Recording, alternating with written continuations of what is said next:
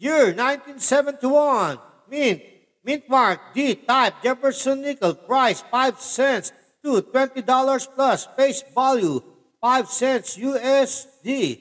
Produced 316,144,000 pieces.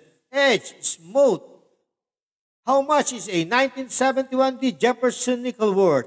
This section is more of a layman's guide for those new to collecting in average circulated condition. It's worth around 5 cents.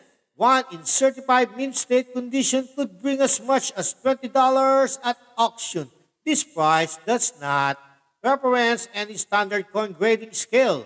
So when we say average circulated, we mean in a similar condition to other coins circulated in 1971 and mint state, meaning it is certified MS Plus by one of the top coin grading companies.